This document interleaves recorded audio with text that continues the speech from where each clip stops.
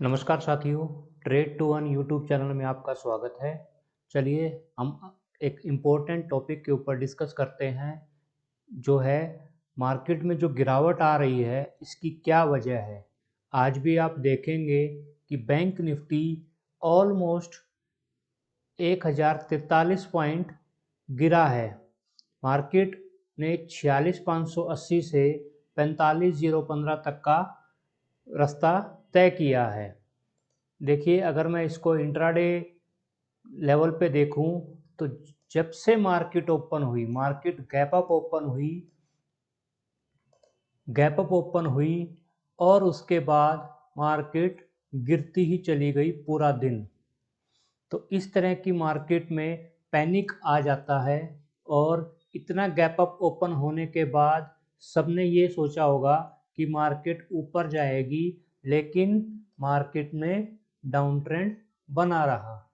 इसकी क्या वजह है, ये सब देखने से पहले मैं आपसे कुछ डिस्कस करना चाहता हूँ। जो हमारी बैंक निफ्टी है उसके ये 12 पार्टिसिपेंट्स हैं। ये 12 पार्टिसिपेंट्स बैंक निफ्टी को मूव करवाते हैं। सपोज अभी बैंक निफ्टी का जो 45,000 जो हमारा बैंक निफ्टी चल रही है, वो 45,000 जो इंडेक्स है वो ये 12 स्टॉक्स जो हैं वो ये डिसाइड करते हैं कि ये 45,000 पे जाए या 46,000 पे।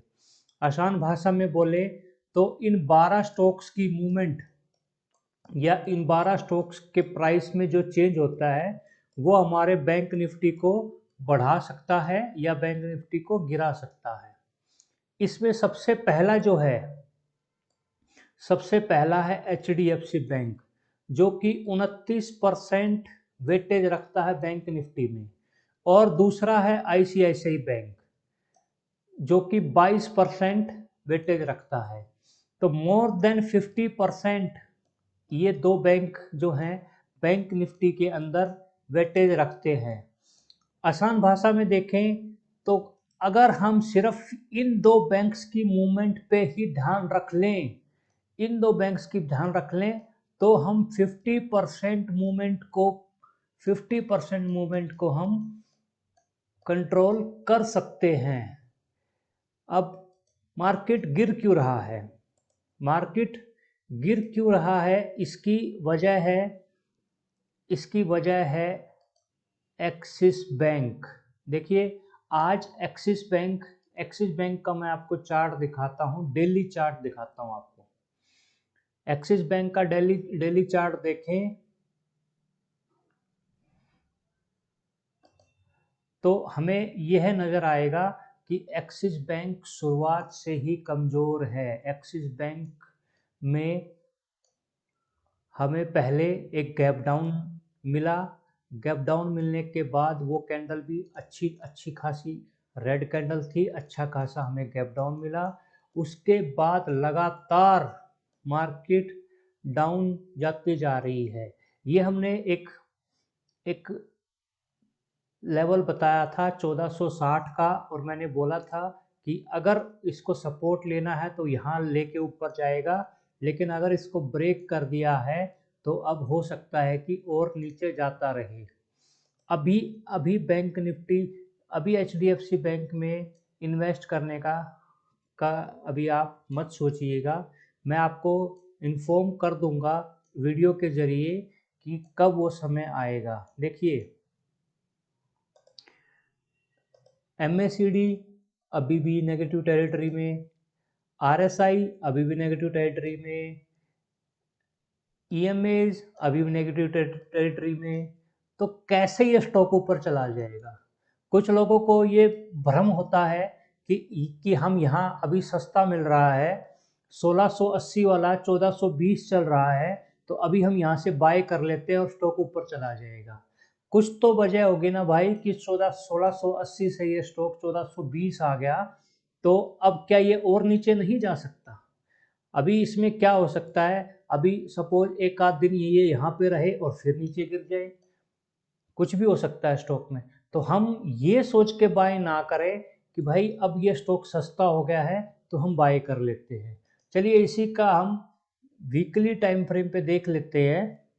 वीकली टाइम फ्रेम पे भी हमें ये देखिए, ये सबसे बड़ा डर जो इसमें आ रहा है, आरएसआई का एमएससीडी का क्रॉसओवर हो चुका है। यही एमएससीडी का क्रॉसओवर स्टॉक को और ज़्यादा गिरा सकता है। देखिए मैं थोड़ा बड़ा करके दिखा देता हूँ। ये एमएससीडी क्रॉसओवर हो चुका है और ये एमएससीडी क्रॉसओवर स्टॉक को गिरा सकता है। वीकली टाइम फ्रेम पे आरएसआई 40 के नीचे हो चुकी है, ये क्रॉसओवर भी हो चुका है। और सबसे बड़ी बात, 200 SMA के नीचे प्राइस जा चुका है। तो यहाँ से हम प्राइस को और नीचे गिरता हुआ देख सकते हैं। तो HDFC बैंक में अभी इन्वेस्टमेंट ना करें तो ज़्यादा बढ़िया रहेगा। और बहुत सारे स्टॉक हो सकते हैं जो जिस पे हम इन्वेस्टमेंट कर सकते हैं, लेकिन HDFC बैंक में ना करें। चलिए बात कर लेते हैं दूसरे स्टॉक की, ICICI बैंक। ICICI बैंक अगर हम देखें तो हमें लगेगा कि यार ये तो, देखिए जब हम ICICI बैंक को देखते हैं ना तो हमें लगेगा कि ये तो आज 20 रुपये बढ़ा है, लेकिन ये 20 रुपये बढ़ा नहीं है। ये अपनी हाई से, जो इसकी हाई थी वहाँ से गिरा है। इसका अच्छा रिजल्ट आया था जिसकी वजह से थोड़ा सा ये पॉजिटिव हुआ था। मैं डेली टाइम फ्रेम पे देख लेता हूँ। ये देखो, इसके अच्छे रिजल्ट आए थे जिसकी वजह से ये गैप अप ओपन हुआ, लेकिन कुछ प्रॉमिसिंग नहीं है इसके अंदर अभी ICICI बैंक के अंदर। उसके अलावा पूरा बैंकिंग सेक्टर, आप कोटक महिंद्रा बैंक देख लीजिए, वो डाउन है। कोटक महिंद्रा वो डाउन है, एक्सिस बैंक डाउन है, SBI डाउन है, इंडसइंड बैंक डाउन है, बैंक ऑफ बड़ौदा डाउन है, AU small finance bank down है, federal bank, IDFC first bank, PNB bank, Bandhan bank, ये सभी बैंक डाउन हैं। इसका मतलब है कि बैंक निफ्टी जो है वो डाउन ट्रेंड में आ गई है। और हमें ऐसे टाइम पे बैंक निफ्टी में या बैंक निफ्टी के स्टॉक्स में इन्वेस्ट नहीं करना है। अगर हमें लगता है कि हम कब इंतज़ार करें, एक छोटी सी उम्मीद की किरण ये हो सकती है कि बैंक निफ्टी यहाँ पे इस EMA के पास सपोर्ट ले और फिर ऊपर जाए, लेकिन उसके लिए उसको 20 EMA के ऊपर क्लोजिंग देनी पड़ेगी। इसके अलावा कोई रास्ता नहीं है। फिलहाल तो एक समअप कर लेते हैं हम अभी तक की वीडियो को।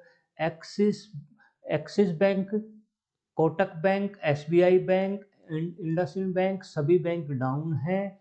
HDFC बैंक ने इस डाउन ट्रेंड को लीड किया हुआ है। जब तक ये सभी बैंक अप ट्रेंड में नहीं आते हैं, बैंक निफ्टी डाउन रहेगी। इसका मतलब है कि बैंक निफ्टी अभी शॉर्ट टर्म के लिए डाउन ट्रेंड में आ गई है। इसलिए आपको किसी भी बैंकिंग सेक्टर के स्टॉक्स में इन्वेस्ट करने से बचना चाहिए। अपने पैसे को बचा के रखें। फिर अगला सपोर्ट जो है वो मार्केट में 42,000 का आ रहा है। इसको हम वेट करेंगे यहाँ तक, वरना या कोई मार्केट में मूवमेंट आती है और वो इस EMAs को तोड़ के स्टॉक ऊपर जाता है, तो फिर हम डिसाइड करेंगे कि कब इन्वेस्ट करना है। लेकिन अभी इसमें इन्वेस्ट करने से बचना चाहिए। तो चलिए दोस्तों, आशा करता हूँ ये इन्फॉर्मेशन आपको अच्छी लगी होगी। आप मेरे चैनल को लाइक, कमेंट और सब्सक्राइब करें और अपने सभी दोस्तों तक मेरा ये कंटेंट पहुँचाएँ। मैं आगे भी आपके लिए ऐसा इम्पोर्टेंट और ज़रूरी इन्फॉर्मेशन लेके आता रहूँगा। Thank you very much.